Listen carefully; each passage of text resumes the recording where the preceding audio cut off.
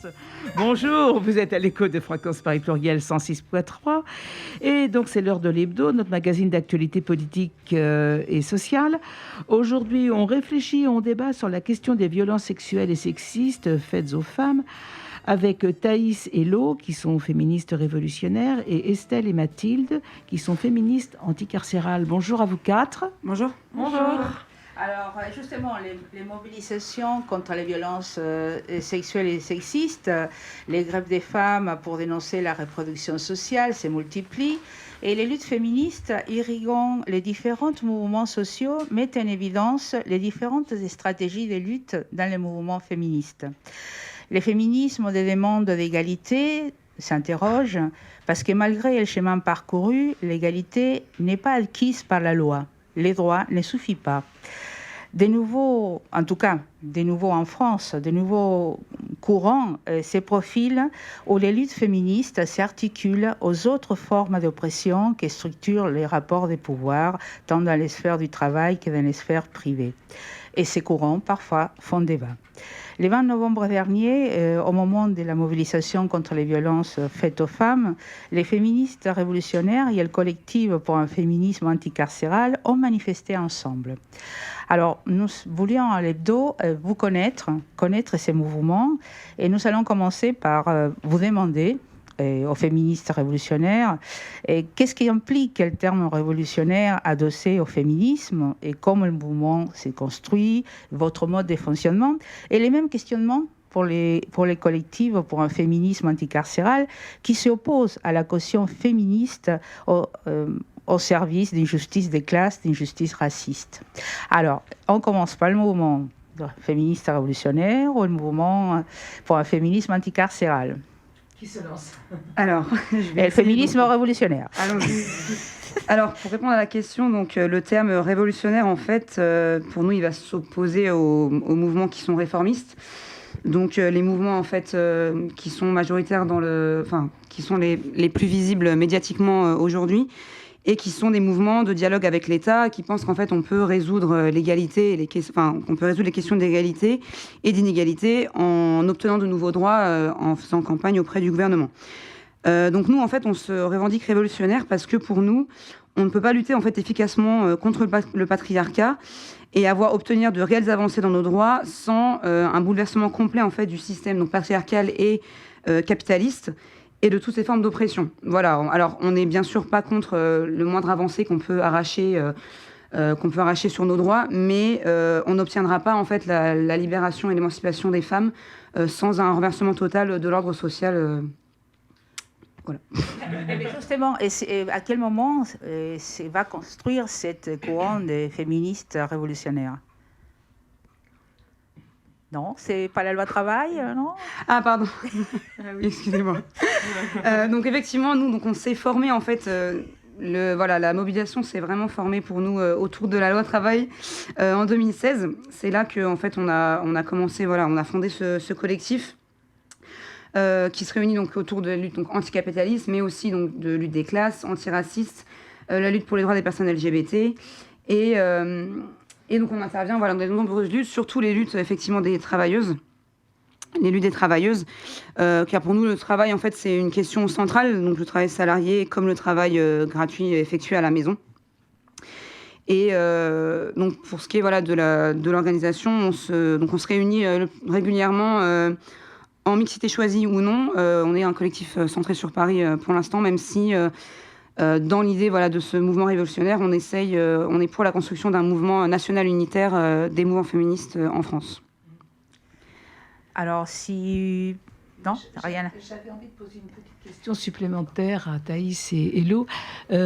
Comment vos luttes, excusez-moi, comment vos luttes se sont appuyées sur les mouvements féministes qui vous ont précédés? Est-ce qu'il y a une réflexion là-dessus ou vous avez l'impression que c'est un mouvement qui est vraiment né de ce que vous venez d'expliquer? Thaïs? Alors, pour nous, de toute façon, c'est très, très important de s'inscrire dans la suite d'une tradition féministe. On fait une analyse par vague du mouvement féministe où aujourd'hui, on serait au sein de la 4e vague. Et donc, c'est on s'appuie bien sûr sur toutes les avancées et toutes les luttes qui ont été menées par les personnes précédentes. On pense bien sûr au MLF et puis au CNDF dans les années 90 et toujours aujourd'hui. Pardon. On cherche bien sûr du coup à suivre cette continuité. Mais par contre, là où nous, on se peut-être différencie de ça, mais c'est pas grâce aux apports de la 4e vague, c'est sur l'importance de lier le mouvement féministe au mouvement ouvrier et à la lutte des classes, et sur plein de questions sur lesquelles les questions antiracistes qui ont été amenées par toute la réflexion sur l'intersectionnalité au moment de la 3e vague. Et l'importance du coup des luttes LGBT au sein du mouvement féministe, sur lesquelles peut-être on se différencie des générations précédentes, voilà. Alors, pour le collectif des féministes pour un féminisme anticarcéral, les mêmes questions. Oui, du coup, déjà, pour un peu contextualiser sur du coup qui on est et ce collectif, en fait, c'est pas vraiment un collectif constitué. On est des militantes féministes et anticarcérales et on a milité ensemble par le passé. Et là, c'était plus l'idée de se réunir pour faire cette action, mais c'est pas structuré au sein d'un collectif qui aurait vocation à exister sur le long terme. Et du coup, pour un peu parler du coup de notre position féministe anticarcérale, du coup, nous, on s'oppose au féminisme institutionnel et au féminisme carcéral, du coup, qui demande en fait plus de répression, plus de judiciarisation et toujours plus de peines de prison. Du coup, c'est l'idée qu'avec plus la question, ça serait de mettre plus de violeurs, d'agresseurs en prison. Et nous, on s'oppose à ce discours. Et on s'oppose au discours qui demande toujours plus de police, qui est par exemple... Ou un des exemples de ce féminisme carcéral, c'est la loi contre le harcèlement de rue, qui en fait a surtout servi à renforcer et à légitimer la présence policière dans les quartiers populaires. Et du coup, nous, on est féministes et anticarcéral. Et pour nous, le féminisme anticarcéral, c'est militer pour l'abolition et pas pour la réforme du système police-justice-prison. Du coup, nous, on milite contre toutes les formes d'enfermement, donc que ce soit les prisons, mais aussi les centres de rétention administrative, qui sont en fait des prisons pour étrangers et étrangères. On peut aussi parler de l'enfermement psychiatrique, même si on ne va pas s'étendre là-dessus pour l'instant. Et donc pour nous, en fait, la justice et la prison, c'est des outils qui sont foncièrement antiféministes, qui sont racistes, et c'est aussi une justice de classe, et ça ne pourra jamais servir l'intérêt et l'émancipation collective des femmes. Parce qu'en fait, la prison, c'est en fait un outil raciste et classiste qui sert toujours à contrôler et enfermer les mêmes personnes, qui sont les personnes des quartiers populaires, les personnes racisées, les personnes pauvres, les travailleurs et les travailleuses du sexe, les étrangers, les étrangères. Et c'est pour ça que nous, on refuse de s'appuyer sur ces institutions et de dire qu'elles sont réformables et d'être pour l'abolition en disant que ça ne sera jamais des outils pour lutter contre les violences sexistes et sexuelles. Alors, est-ce que dans le mouvement, je ne sais pas si tu veux continuer de dire des choses particulières, ou sinon, dans les mouvements, dans les différents mouvements féministes, comment est-ce qu'il est accueilli cette réflexion sur la place de la prison dans la société? Enfin, en tout cas, votre position en tant que féministe d'être pour l'abolition, à un moment que tout un courant féministe demande plus en plus des pénalisations. Nous, ça nous semblait important de faire ce cortège justement pour ça, parce que c'est vraiment le mot d'ordre de nous toutes et de cette marche annuelle et de cette journée du 25 novembre. Et ça fait plusieurs années que nous, on y va en tant que militantes, avec nos pancartes, mais sans avoir de visibilité du tout. Et c'est pour ça que ça nous a paru important de faire cette initiative, de montrer qu'en fait... il y a plusieurs courants qui existent et que aussi les féministes qui s'appuient sur ce système police-justice-prison sont des personnes plutôt bourgeoises, plutôt blanches, qui ont aussi un intérêt à ce système. Et l'idée, c'était de porter ce contre-discours qui est quand même aujourd'hui très peu entendu dans les milieux militants et particulièrement dans les milieux féministes. Oui. Et je voulais juste rajouter quelque chose quand même qui me... qui me semblait important, c'est de dire que c'est pas pour autant, enfin cette position féministe anticarcérale, c'est pas pour autant qu'en fait nous on soutient bien sûr toutes les victimes de violences sexistes, sexuelles qui ont recours ou qui souhaitent avoir recours au système judiciaire parce qu'en fait c'est aussi aujourd'hui un système qui permet pas, le système ne permet pas de réponse et on tenait quand même à préciser ça, ça nous semblait important. Alors, je reprends, on va revenir bien sûr là-dessus. Une des questions qui me venait quand on a préparé l'émission, c'était, mais à propos de ces révélations d'agressions sexuelles et sexistes, maintenant qui touchent vraiment tous les milieux, tous les secteurs d'activité, que ce soit le milieu médiatique, le monde politique, le monde culturel, le monde sportif, le monde religieux, est-ce que vous avez été vraiment surprise par l'ampleur de ces révélations? Est-ce qu'à votre avis, ça a toujours été le cas ou est-ce que ça s'est amplifié avec le temps? Comment vous analysez cette situation actuelle? Alors, on ne peut pas dire que c'est une surprise. En fait, pour nous, c'est sûr qu'elles ont toujours existé. Voilà, l'oppression des femmes dans toutes les sphères de la société, elle a toujours été très présente et c'est même un fondement en fait de la société patriarcale telle qu'on la vit aujourd'hui. Après, ce sentiment d'amplification, en fait, c'est sûr que ce qui est amplifié, ce sont les signalements, en fait, avec la libération de la parole. C'est le fait que de plus en plus de femmes osent parler de leur expérience et de ce qui leur arrive. Il y a quand même eu un phénomène très notable de hausse des violences conjugales, notamment pendant le confinement, avec 30% de hausse des signalements pour le premier confinement et 60% pour le deuxième. Donc ça, c'est dans les chiffres, il y a quand même de toute façon cette hausse qui est avérée. Et après, il y a une autre forme de violence qui est quand même en hausse aussi pour nous, c'est la violence envers la communauté LGBT et les féministes, en fait. Du résultat aussi, en fait, de cette médiatisation et de cette visibilisation, mais notamment de la médiatisation des discours, en fait, anti-LGBT et anti-féministes, et des discours justement qui voudraient que le féminisme maintenant prend toute la place et que c'est devenu un espèce de cette histoire de wokisme, etc. Et en fait, la popularisation de ces discours a amené à une violence de fait contre les militants, contre les personnes LGBT, les personnes trans notamment, avec l'année 2021 qui est quand même la plus meurtrière enregistrée pour l'assassinat des personnes trans. Donc clairement, en fait, le temps de parole accordé à ces discours-là, c'est aussi un facteur dans l'augmentation des violences. Après, faut quand même voir que quand on parlait de l'historique des mouvements féministes, la lutte contre les violences sexistes et le viol, et notamment le viol conjugal, c'est quand même un combat de longue date des mouvements féministes, bien sûr. Ça s'est beaucoup amplifié ces dernières années avec notamment MeToo, mais c'est depuis très longtemps en fait une porte d'entrée en fait au militantisme féminisme en fait et à ces questions-là, à la politisation des femmes dans les mouvements féministes. Thaïs, tu veux rajouter quelque chose? Non.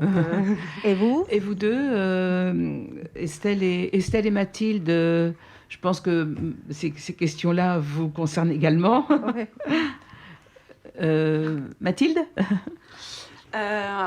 Non, on n'est pas du tout surprise par l'étendue de ces violences. Et en fait, au contraire, ce qui se passe avec ces mouvements de libération MeToo, c'est que c'est judiciarisé. Et donc, en fait, que les violences sont dénoncées, mais elles sont surtout individualisées et présentées vraiment comme des histoires très individuelles, alors que nous, on considère qu'en fait, les violences faites aux femmes concernent toutes les femmes, elles sont systémiques, peu importe les histoires individuelles. Et tous ces appels à plus de répression, finalement, ça fait que empêcher qu'on puisse avoir une force collective, en fait, et de pouvoir se défendre entre femmes. Et en fait, ça nous dépossède totalement de comment nous, on veut combattre ces violences. Et ça nous oblige à passer par toutes des procédures judiciaires qui, en fait, ne sont absolument pas à l'écoute des femmes, mais servent d'autres intérêts, comme on l'a présenté tout à l'heure, oui. Justement, je pense que tu as signalé quelque chose qui est très pertinent de mon point de vue, parce que le problème avec cette dénonciation, que je ne dis pas qu'il ne faut pas faire, mais cette dénonciation est quelque part, dans certains domaines, les rend une espèce de spectacle aussi à cette dénonciation, desservent la cause dans le fait qu'on n'attaque pas les raisons. Est-ce que la personne dénoncée représente un système, et donc le patriarcat et autre chose, ou bien se représente elle-même, donc ça devient un problème de justice, tout simplement.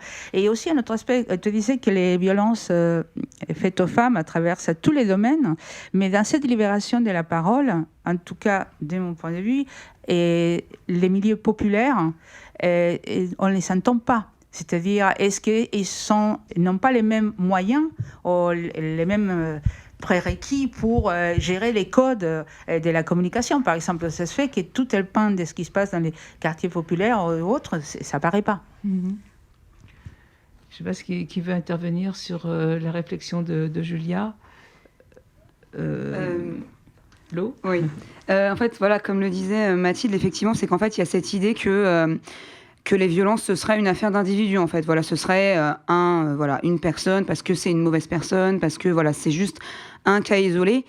Mais en fait, je pense qu'il y a quand même, en fait, dans le phénomène de masse des dénonciations, on voit quand même, on est obligé d'être face au fait que ça peut pas être une affaire d'individu quand il y en a autant. Donc c'est quand même, dans ce sens-là, ça a vraiment, en fait, mis en lumière le fait que c'était très, très répandu. Ça donne aussi une force, en fait, aux femmes qui dénoncent, en fait, au fur et à mesure. Plus il y en a, plus elles vont sentir en fait la force à leur tour de parler et de vraiment d'amplifier ce domaine-là.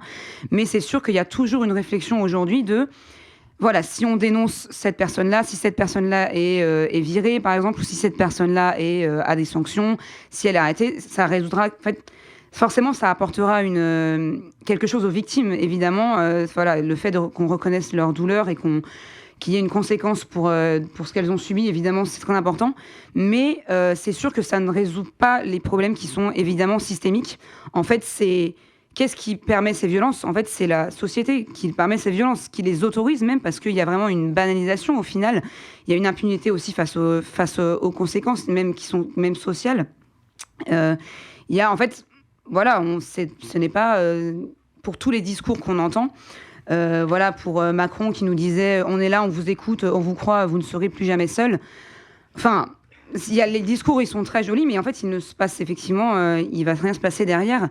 Et c'est de toute façon, le système, en fait, c'est toutes les formes donc, d'oppression qui sont en jeu. Et effectivement, donc, on parlait dans les milieux populaires, en fait, il va y avoir une question de racisme, la question classiste aussi.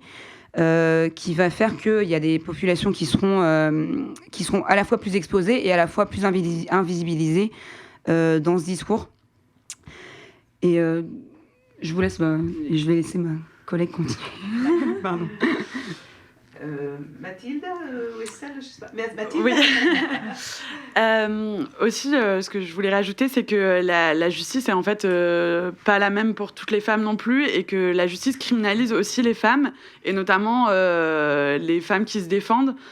Et c'est notamment le cas de Jennifer, qui est une meuf trans qui s'est défendue de son agresseur et qui s'est retrouvée emprisonnée pour ça. Et on voulait en parler parce qu'il y a un comité de soutien qui s'est créé pour elle, et on voulait inviter les gens à aller consulter cette page et donner sur la cagnotte pour pouvoir soutenir Jennifer qui est incarcérée pour s'être défendue. Et aussi, moi, sur la question de la judiciarisation, à la fois ça individualise, mais aussi passer par la justice, c'est aussi devoir poser les mots de la justice sur ce qu'on a vécu. Et en fait, c'est être dépossédé de la manière dont on a vécu les choses. Et aussi, ça cache... la justice va définir précisément ce que c'est pour elle une agression, mais en fait, ça cache aussi tout le continuum des violences qui sont faites aux femmes en dehors des définitions juridiques et de pas prendre en compte toute cette étendue de violence, et aussi la cause derrière qui est le patriarcat qui est à l'origine de ces violences. D'abord elle a goûté la pomme, même que c'était pas très bon. Y avait rien d'autre alors en somme. Elle a eu raison, eh bien non.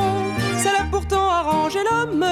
C'était pas lui qui l'avait fait. N'empêche, il a bouffé la pomme jusqu'au trognon est vite fait. Oui, mais c'est la faute d'Ève. Il n'a rien fait, lui, Adam. Il a pas dit femme, je crève. Rien à se mettre sous la dent. D'ailleurs, c'était pas terrible, même pas assaisonné. C'est bien écrit dans la Bible. Adam, il est mal tombé.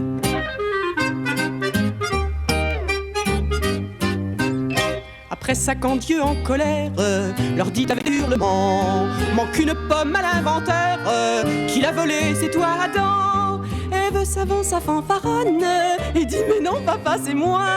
Mais d'ailleurs elle était pas bonne, faudra laisser mûrir je crois. Alors c'est la faute à Ève s'il les a chassés d'en haut. Et puis Adam a pris la crève, il avait rien sur le dos. Ève a dit attends je cueille des fleurs, c'était trop petit, fallait une grande feuille pour lui cacher le zizi.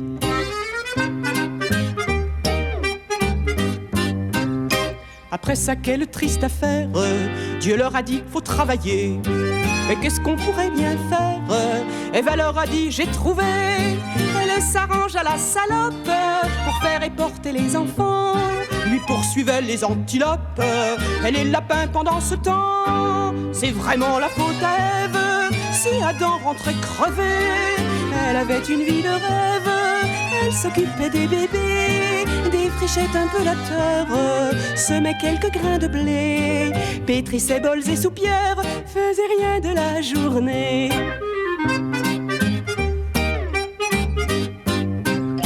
Pour les enfants, ça se complique. Au premier fils, il est content.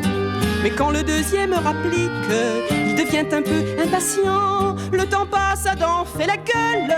Il s'aperçoit que sa nana va se retrouver toute seule avec 3 bonhommes à la fois. Là, c'est bien la faute à Ève.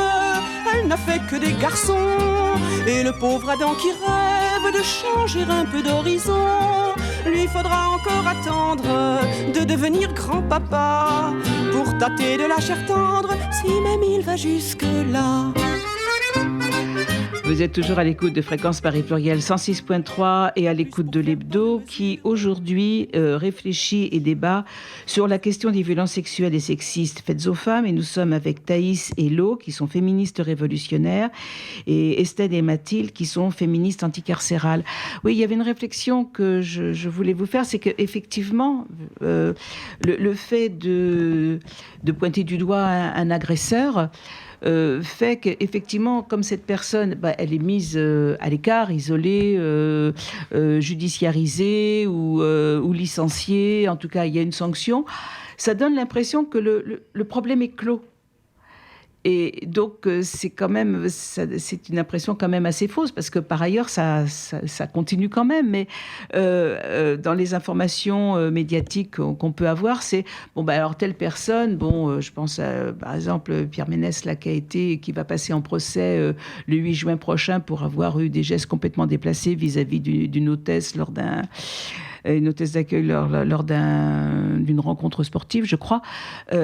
Donc on a l'impression que le mec, il va arrêter, quoi. Il est puni. Mais en définitive, est-ce que ça sert à... Il y a quelque chose d'un petit peu faux là-dedans, quand même. Je pense que, je voulais partager cette réflexion-là avec vous, savoir ce que vous en pensiez. Et puis, du coup, ça peut peut-être nous permettre de réfléchir d'une manière un peu plus approfondie sur les mécanismes qui font qu'un homme plus ou moins jeune peut, comme ça, se permettre d'exprimer sa violence ou un geste déplacé, qui est également une violence, bien évidemment, mais en tout cas, qui peut se permettre d'exprimer sa violence contre les femmes. Qu'est-ce que c'est que ces mécanismes qui donnent une permission qu'un homme ne devrait pas avoir? Je ne sais pas qui est-ce qui veut commencer. Je sais que la question elle est un peu compliquée, ouais. Mais j'avais vraiment envie qu'on aborde ça. Ouais. Je pense qu'il y a... Donc, dans les mécanismes à l'œuvre, il y a une séparation, par exemple, à faire effectivement sur la violence sur le lieu de travail, où là, on a vraiment une forme de domination économique et hiérarchique, où on va avoir un homme en position de pouvoir, et donc ce sera une question de pouvoir exprimer ce pouvoir et cette domination sur les femmes qui sont à sa merci, en fait. Et dans toujours cette forme d'impunité que il y a plein de choses qui font qu'elle pourra rien dire. Donc la précarité, sa précarité économique, puisqu'on sait que les femmes sont moins payées, leurs métiers sont moins stables. Donc elle aura aucun moyen de se défendre, en fait. Et donc en fait, il y a vraiment cette forme d'impunité où il pourra laisser s'exprimer cette forme de domination-là. Honnêtement, je sais pas si j'ai une réponse à donner, par exemple, pour ce qui concerne la forme de la violence conjugale. En fait, c'est la même chose. C'est toujours le fait que donc on subit des pressions de discrimination à l'extérieur, donc à toutes les strates de la société, donc notamment de la domination économique, la précarité économique, et la femme va être à une position en fait encore inférieure entre guillemets dans le mécanisme du couple, toujours par cette précarité financière, etc. Et donc en fait ce sera on s'en prend en fait j'imagine à la personne qui est en dessous au final. Donc c'est toujours les mêmes mécanismes en fait de réponse aux oppressions et à l'alignation qu'on subit, j'imagine. Thaïs, je ne sais pas si tu veux rajouter quelque chose à ce qu'a dit Lo, Mathilde ou Estelle. Est-ce que vous avez quelque chose à compléter, Mathilde? Oui, moi je dirais qu'au-delà de l'impunité, en fait, le patriarcat, c'est juste que en tant que femme, on se prend des violences depuis toujours dans nos vies, et en fait, on n'a même pas conscience que c'est des violences, et c'est vraiment, pour moi, ça qui est vraiment, je sais pas, vicieux et difficile à expliquer. Que en fait, là, quand il y a des cas judiciarisés, en effet, on le présente comme une violence, etc. Mais on s'en prend tous les jours, des plus ou moins graves, et c'est tellement banalisé dans nos vies que c'est difficile à identifier et à détacher de notre quotidien, en fait. Non. C'est vrai qu'il va y avoir ce discours beaucoup, en fait, mais c'est pas si grave, mais c'était juste... donc c'était juste une main baladeuse, c'était juste un commentaire... et en fait, on peut plus rien dire, ce n'est que de l'humour, etc. Et en fait, on est tellement aliénés, en fait, ce genre de choses qu'on a même du mal à identifier ces violences-là. Et comme on le disait par rapport à la judiciarisation, c'est qu'en fait, il y a des mots très clairs pour certaines formes de violence, mais il y en a énormément, en fait, sur lesquels on a du mal à mettre des mots et qu'on a du mal à identifier nous-mêmes, en fait, et qu'on va minimiser, que les femmes vont minimiser elles-mêmes en disant « Non, mais... c'est vrai qu'après tout, c'était que ça, c'est mon patron, c'est pas si grave, je vais... Et puisque, il y a aucune conséquence, il se passe rien, si tout le monde a ce discours-là, pourquoi pas continuer, en fait? Pourquoi ces violences ne continuent? Pourquoi on pourrait pas entretenir ça? De toute façon, personne n'a jamais rien dit jusque-là, en fait. Et c'est aussi ça, c'est aussi pour ça, en fait, qu'il y a beaucoup de gens qui n'apprécient pas, en fait, vraiment ce mouvement MeToo, en étant, on se fait... Ça a toujours été comme ça n'a jamais posé de problème, pourquoi ça en pose d'un seul coup? Et en fait, ça posait problème, c'est juste qu'on n'était pas capable de l'exprimer, en fait, et on ne s'en sentait pas non plus le pouvoir, en fait. Mais une chose importante aussi, effectivement, quand tu dis qu'on ne se rend même pas compte qu'on subit des violences, et c'est aussi, si on prolonge ces réflexions, on transmet aussi, on reproduit socialement ces violences pour qu'elles soient encore... intégrés dans les enfants qui on peut... Ça, je pense que c'est extrêmement important, c'est prendre conscience d'abord de la violence et aussi dès qu'on la transmet, qu'on la reproduit par l'éducation. Et c'est à tout niveau, là. Mais non. Oui. Non. Et justement, ça pose tout le travail, toute la question du travail d'éducation et de prévention chez les plus jeunes. C'est sûr que c'est un enjeu majeur de toute façon d'intégrer la formation en fait aux questions de féminisme et de sexisme dès le plus jeune âge en fait et tout au long de la vie dans le système éducatif, d'avoir une vraie intégration au programme scolaire, d'avoir des vraies campagnes en fait et même en fait plus tard notamment dans les institutions, dans les fonctions publiques, dans les institutions qui vont recueillir et accompagner les victimes aussi. Mais ça devrait être un vrai engagement en fait. Même si on parle de réformisme ça devrait être un vrai engagement du gouvernement en fait qui est censé en être un d'ailleurs, hein, qui est soi-disant une priorité de notre gouvernement, mais c'est 0,01% du budget de l'État alloué aux violences, contre la lutte aux violences faites aux femmes, donc on va pas aller très loin pour l'instant. Et en fait, ça reste encore une question un peu idéologique. Ça va être mais pourquoi on introduirait ces questions-là aux enfants, ça ne les concerne pas, ils n'ont pas besoin de l'entendre. Et en fait, ils ont absolument besoin de l'entendre dès très jeunes. Et ça passe aussi par les productions médiatiques, par les séries, qu'est-ce qu'on met à la télé, qu'est-ce qu'on met dans les journaux, à qui on donne la parole dans le discours médiatique. Ça passe par tout ça. Estelle.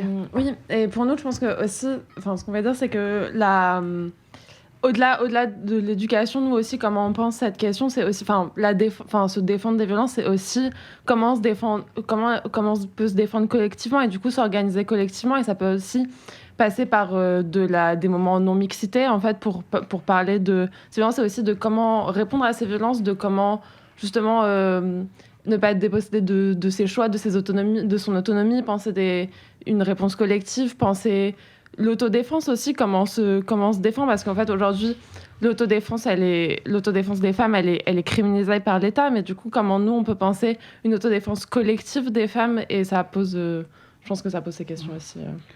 Le problème, c'est que les réponses gouvernementales sont des réponses qui sont complètement plaquées et qui sont pas nécessairement suivies des faits. C'est des réponses entre guillemets de bonne volonté, puis ça va pas plus loin, quoi. Je sais pas comment vous ressentez ça, ces réponses qui sont faites, comme s'ils se donnaient bonne conscience et puis basta. De toute façon, oui, c'est toujours un peu le cas. On va faire une campagne, on va faire ci, on va faire ça. Je parle de ma position en tant que professeur à l'éducation nationale. Par exemple, il y a eu la création en 2018 des référents égalité filles-garçons dans les collèges et les lycées. En fait, c'est plus des coups de com' qu'autre chose. Alors, ce qui se passe, c'est qu'il y en a qui se saisissent aussi vraiment de ces outils. Ça va être encore une fois, ça va être à l'initiative personnelle, à l'initiative d'associations, de collectifs, qui vont décider de s'emparer de ça, pour faire des interventions dans les collèges. Si on est sensible à ces questions, on va essayer de les intégrer dans l'enseignement. On va essayer d'avoir ces initiatives-là, en se disant que de toute façon, effectivement, c'est pas les moyens du gouvernement sur ces questions, et c'est pas qui vont nous y aider, quoi. Estelle. Oui, et du coup, pour nous, je pense que c'est pas aussi qu'une question de bonne volonté qui serait pas suivie des faits, c'est aussi une vraie question d'instrumentalisation par l'État de certaines revendications pour dire, en fait, face à des revendications féministes, l'État qui instrumentalise ça pour, en fait, mettre toujours plus de répression, toujours plus de police, et du coup de maintenir ses intérêts, de protéger l'intérêt de l'État, parce que c'est quand même dans son intérêt, en fait, que la prison existe, que des personnes soient enfermées en prison, de maintenir ce système, parce que la prison et la justice, c'est aussi maintenir l'ordre établi, le système qui est en place et qui est patriarcal, mais aussi raciste et classiste. Et je pense qu'il y a aussi cette question. Bon, apparemment, il faut que je relance. C'est un peu prendre au dépourvu. Mais... Non, parce que tu as évoqué justement l'instrumentalisation. Alors, on voit que quelque part, dans les médias, le discours féministe est rentré dans les médias.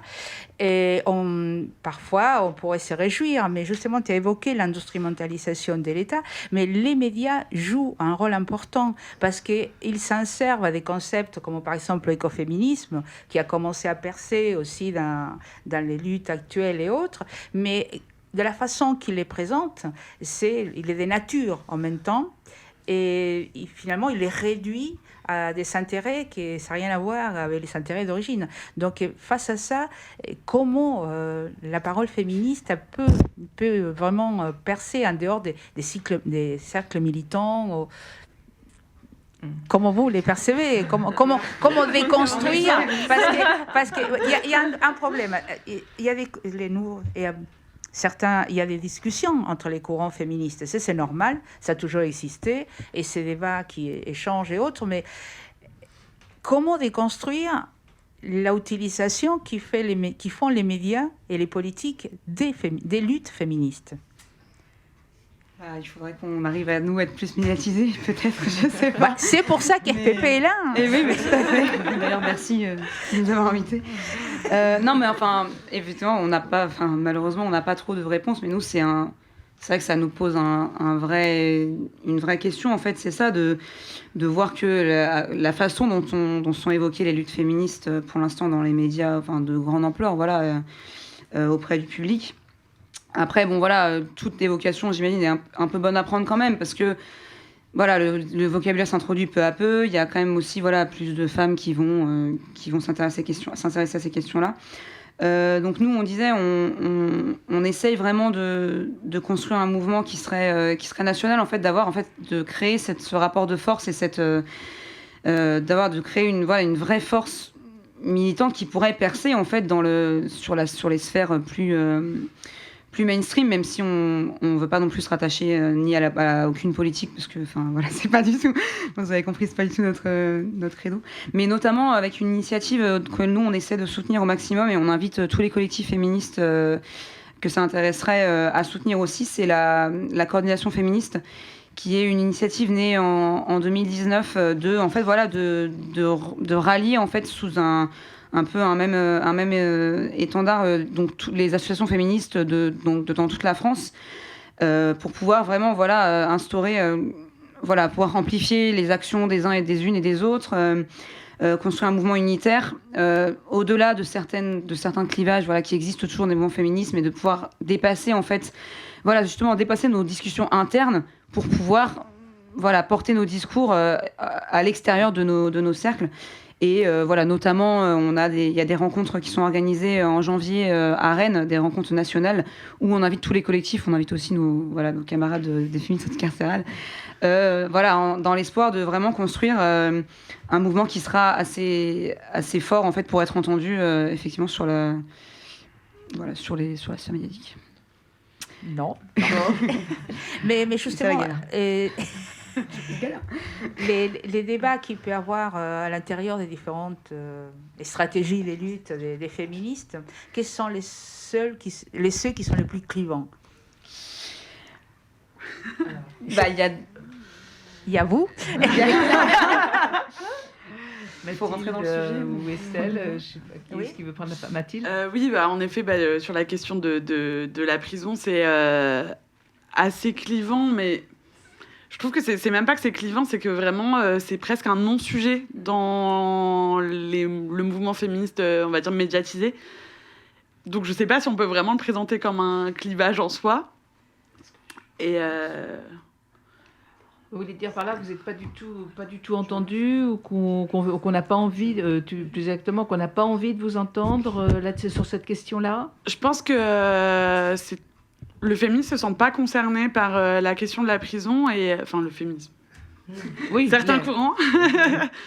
Et notamment, nous, ce qu'on voulait porter, ça répond pas vraiment à la question, mais c'est que en fait, la prison, ça concerne énormément de femmes, mais pas que les femmes qui sont criminalisées, aussi toutes les femmes qui sont proches de prisonniers. Et en fait, pour tous les hommes qui sont en prison, c'est des milliers de femmes derrière qui doivent s'occuper de tout ça, envoyer de l'argent, qui se prennent toutes ces charges et qui sont constamment humiliées par l'État et l'administration pénitentiaire et totalement instrumentalisées par ce système aussi.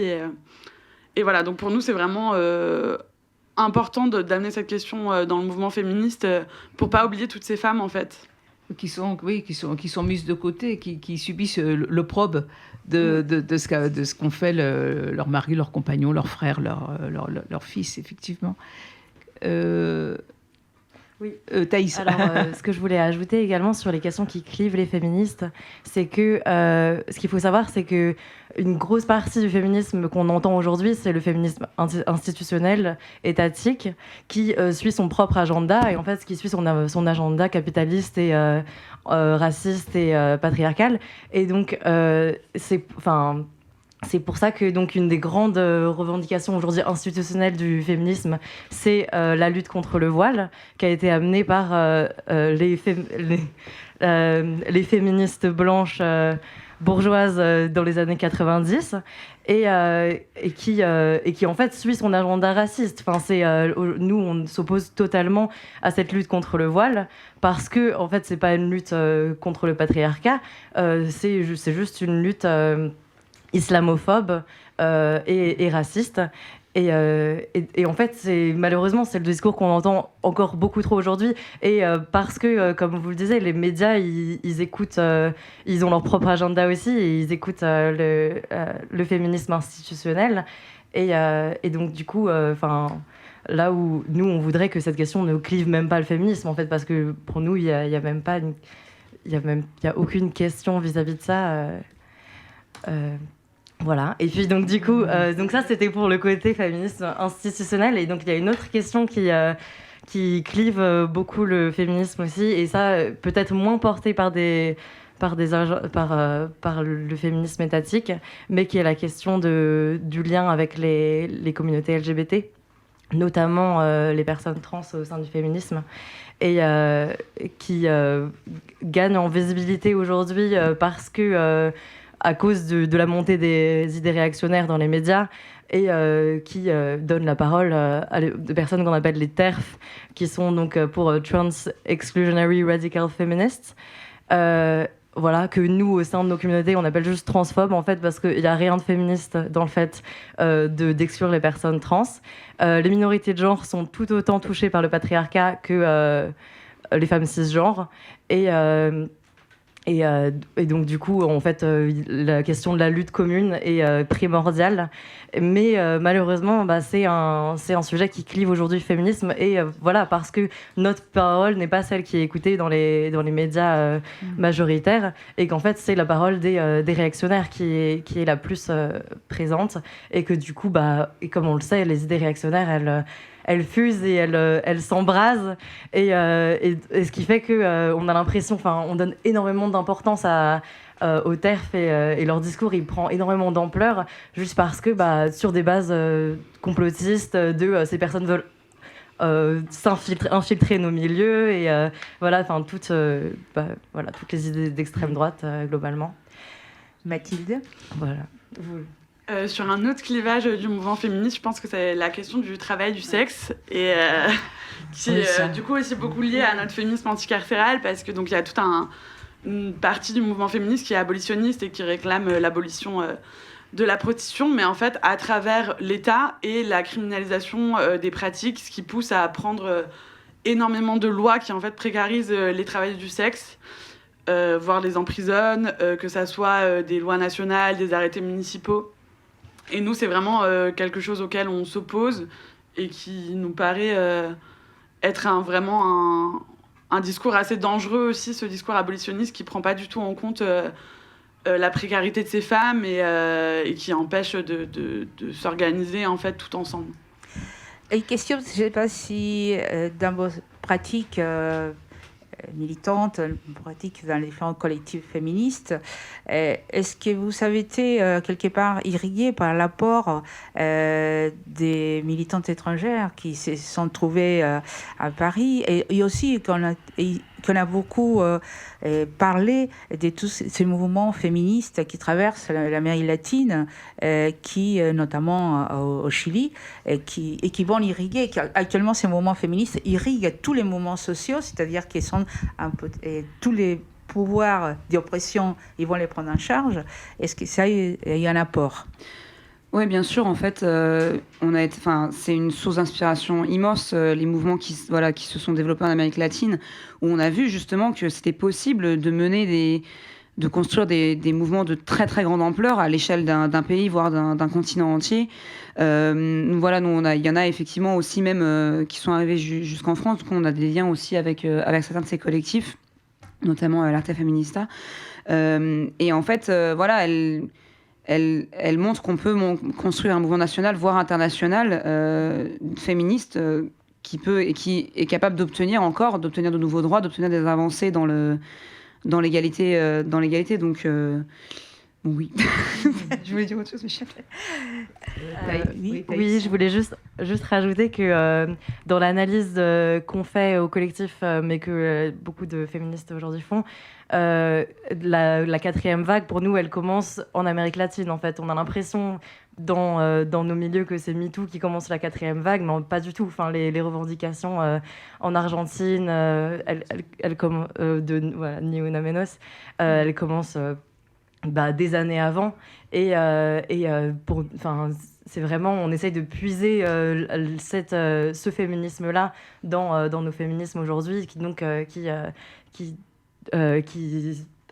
qui se retrouve surtout sur la question du coup contre les féminicides, mais aussi qui cherche à fédérer complètement la question du féminisme et la question de la lutte des classes, qui est une question que nous en France, il y avait eu un peu un clivage entre les questions de lutte des classes et féminisme dû à la deuxième vague. Et je ne vais pas revenir sur l'historique, mais nous, on essaye vraiment complètement de s'inspirer de ça, de ce renouveau du féminisme dans la lutte contre le patriarcat.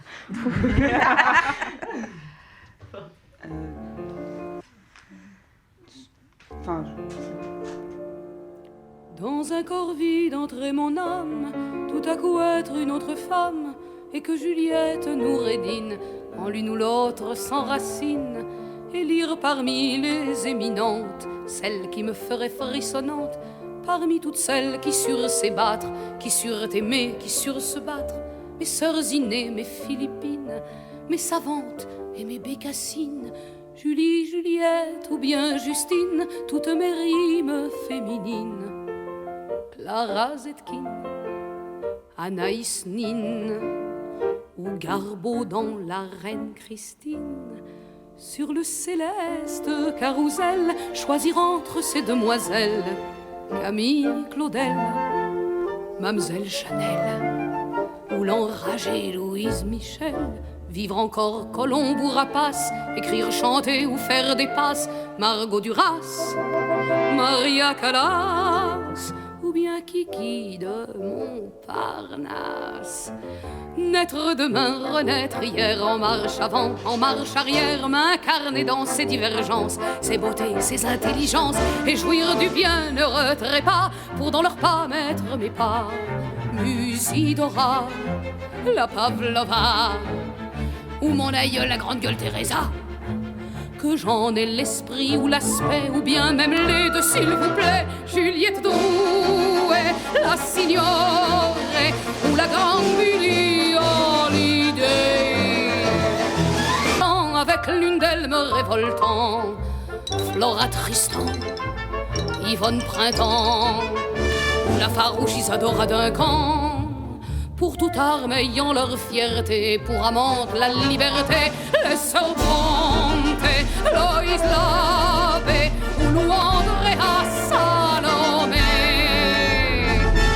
Même s'il faut en payer le prix, être la fleur, être le fruit, être Alice Guy, être Arletty, Marie Dumas, Marie Curie. Mais s'il vous plaît, point de naissance, de jeunesse ni d'adolescence, épargnez-moi la chambre rose. Soyez bonne en mettant psychose, permettez à votre Juliette de ne point mûrir en Minette, mais en Colette, en Mistinguette, ou pourquoi pas Madame de Lafayette. Mettez-moi, je vous le demande, instamment dans la cour des grandes, Judy Garland, Et voilà, vous êtes toujours à l'écoute de Fréquence Paris Pluriel 106.3 et toujours à l'écoute de l'Hebdo. Aujourd'hui, nous sommes avec Thaïs et Hello qui sont féministes révolutionnaires et Estelle et Mathilde qui sont féministes anticarcérales. Et on réfléchit, on débat sur la question des violences sexuelles et sexistes faites aux femmes. Alors, quand on a préparé l'émission et que j'ai su, Estelle et Mathilde, que vous veniez au nom du collectif des féministes anticarcérales, je me suis effectivement, j'avais pas vu l'entièreté de la question et je me suis concentrée plutôt sur l'histoire de un homme a commis une violence contre une femme et la plainte aboutit et donc on sait que la sanction va du bracelet électronique jusqu'à la peine de prison. Mais est-ce que ces sanctions ont véritablement montré leur utilité ? Ça, on l'entend tous les jours dans les faits de société, comme on dit maintenant, où on se rend bien compte que ça ne sert pas à grand-chose, en définitive, dans certains cas. Mais vous, je suppose que vous avez réfléchi aussi à cette manière de mettre, pardon l'expression, un coup d'arrêt à ces violences, mais de quelle manière puisqu'on voit bien que la prison, ça n'a pas l'air de servir à grand-chose. Oui, donc oui, c'est ça. Donc on est contre la prison, comme on l'a dit pendant toute l'émission.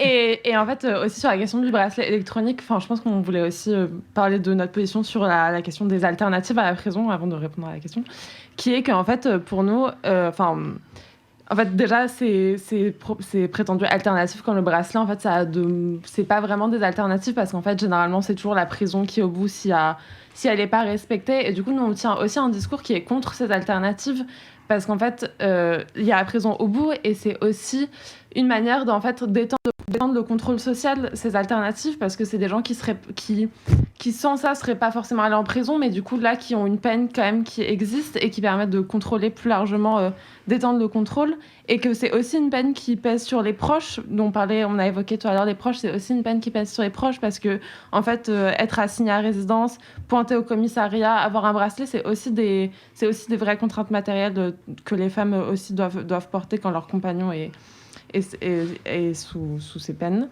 Et en fait, nous, après, pour répondre à la question de qu'est-ce qu'on préconise, en fait, nous, on n'a pas de réponse prédéfinie à apporter, parce qu'en fait, justement, on pense que ces réponses, elles doivent être apportées à la fois à partir de la victime et en fait, qu'est-ce que veut la victime dans une situation précise, quels sont ses choix, qu'est-ce qu'elle a besoin, et du coup, se centrer d'abord sur la victime, ce que ne fait pas le système judiciaire. En fait, le système judiciaire, il n'est pas là pour écouter la victime, être là pour la victime. La victime, elle n'est pas c'est pas la question. La victime, vraiment, la question, c'est la répression. Et donc, en fait, déjà partir de ce que veut la victime de ces violences, et après de penser collectivement des réponses. Mais du coup, on pense que vraiment cette réponse peut être que collective et qui peut passer que par l'organisation et créer des solidarités entre nous, entre femmes, pour pouvoir répondre collectivement à des violences et voilà, en fait, on n'a pas de réponse prédéfinie parce qu'on pense que c'est pas possible d'inventer un système. Enfin, on n'est pas pour la création d'un système qui remplacerait ce système préexistant et que ça peut que se construire par la création d'un rapport de force aussi collectif. Mathilde. Moi, je rajouterais que en fait, en prison, c'est une extrême minorité. En fait, les cas de violences sexistes et sexuelles, c'est vraiment pas les affaires qui mobilisent le plus la justice. Et en fait, nous, on s'est dit aussi de la question de la prison parce qu'elle repose sur tout un système, donc comme on l'a dit plusieurs fois, classiste et raciste. Et en fait, pour nous, la prison, en fait, aujourd'hui, elle s'occupe même pas, la prison ou la justice, des violences sexistes et sexuelles. C'est vraiment un discours qui est porté sur ces institutions, mais qui est absolument pas une réalité. En prenant en compte que ça soit les femmes qui aillent porter plainte, dont les plaintes aboutissent pas, celles qui n'ont pas accès au système. Enfin, c'est vraiment, pour nous, en fait, notre discours, c'est de dire que c'est vraiment pas le but de la justice de protéger les femmes. Ça l'a jamais été.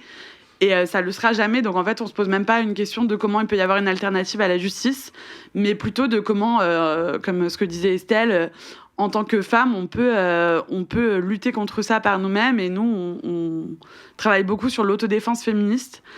Et aussi, construire ces solidarités entre nous, prendre conscience que on est capable, en fait, de se défendre par nous-mêmes, qu'on n'a pas besoin de l'État pour nous protéger, qu'on est très bien capable de le faire par nous-mêmes. Non, c'était juste pour rajouter un peu sur les chiffres. En fait, voilà, on sait que c'est 1% des plaintes pour viol et tentative de viol qui aboutissent à une condamnation. 3 plaintes sur 4 classées sans suite, et ça se base seulement sur les victimes qui, voilà, comme on disait, qui parviennent à porter plainte. Qui sont pas découragées en arrivant au commissariat, qui sont pas victimes, qui sont pas encore plus humiliées quand elles arrivent. On sait que c'est un sujet aussi en ce moment dont on parle beaucoup, donc avec la double peine d'aller dénoncer les violences, c'est déjà en fait c'est encore une violence de plus en fait que fait l'État à ces femmes. Donc voilà, c'était juste pour rajouter. En fait, c'est aussi toute une éducation là du travail collectif, parce que j'imagine que quelqu'un qui est complètement, une femme complètement isolée, complètement sous emprise, pour arriver à faire la démarche de dire je vais faire effectivement, je vais faire une démarche, par exemple d'aller dans un club d'autodéfense, de prendre contact avec des groupes féministes. Je ne sais même pas si pour certaines, elles savent qu'il existe des groupes féministes qui pourraient venir l'aider. Mathilde. Oui, bien sûr. Et j'ai oublié ce que je voulais dire. Bon, ce sera pour une prochaine fois parce que là, on est vraiment obligé d'arrêter. En tout cas, merci beaucoup à vous quatre d'avoir participé à notre émission qui, je le rappelle, aujourd'hui, c'était plutôt un débat, une discussion, une réflexion sur la question des violences sexuelles et sexistes faites aux femmes. Donc, nous étions avec Thaïs et Lo, qui sont féministes révolutionnaires, Estelle et Mathilde, qui font partie du collectif féministe anticarcéral. Notre émission sera rediffusée mercredi prochain de 10h à 11h. Oui, parce que je me trompe tout le temps, donc effectivement, Je vais parler. Ah bah parle. Je pense qu'avant de nous dire au revoir, je pense que les féministes anticarcérales aussi, ils peuvent je leur dis, mais je pense qu'ils le savent, et que sur Fréquence Paris Pluriel, on peut écouter tous les vendredis l'Envolée. Et que c'est justement, et c'est une émission qui est contre la prison et qui donne la parole à ceux qui sont dedans.